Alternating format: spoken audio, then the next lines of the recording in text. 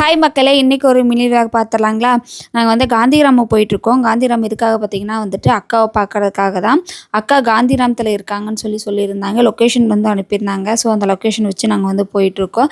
எதுக்காக பார்த்திங்கன்னா அக்கா வரப்பெல்லாம் நாங்கள் வந்து பார்க்குறதே இல்லை, பார்க்கவும் முடியறதில்ல. இந்த டைம் எப்படியாவது பார்த்துடலாம் அப்படின்ட்டு நைட்டே போய் பார்க்கலான்னு சொல்லி தான் எல்லாருமே பேசியிருந்தோம். ஆனால் வந்து நைட்டு போய் பார்க்க முடியல அக்காவை. அக்கா வந்து வெளியே போயிடுச்சு. ஸோ அதனால் சரி காலையில் கிளம்புறதுக்கு முன்னாடி பார்த்துட்டு போகலாம் அப்படிங்கிறதுக்காக அக்காவை பார்க்குறதுக்காக வந்துவிட்டோம். அக்காவுக்கு பார்த்திங்கன்னா அந்த அன்றைக்கி ஷூட்டு 9 மணிக்கு போனோம். கொஞ்சம் நேரம் பேசிகிட்டு இருந்துட்டு அதுக்கப்புறம் வந்து நாங்கள் கிளம்புறதா சொல்லி கிளம்பிட்டோம். அன்பு உறவுகளுக்கு அழகான வணக்கத்தோடு உங்களில் நான் என்னை பார்க்க வந்து சரவும் வீட்டுக்கார் கேமரா எடுத்துக்கிட்டு இருக்காரு. 2 பேர் வந்து அங்கே பார்க்கறதுக்காக. நான் கொஞ்சம் ஷூட்டில் பிஸியாக இருக்கிறதுனால அவங்கள என்னால் கவனிக்க முடியாமல் போச்சு. யாருனாச்சும் வர்றதா இருந்தால் கொஞ்சம் நேரத்துலேயே வாங்கன்னு நான் சொன்னேன். அவள் கொஞ்சம் லேட்டாக வந்துட்டா. இப்போ வந்தாலும் அக்கா மிஸ் பண்ணிடுறோம். பார்க்க இங்கே இருக்கிறாங்க, இதை தாண்டி தான் நாங்கள் ஊருக்கு போகிறோம். ஆனால் எப்போவுமே பார்க்க முடியறதில்ல. இன்றைக்கி எப்படியா பார்த்தே ஆகணுன்ட்டு காலையில் வந்துட்டோம்.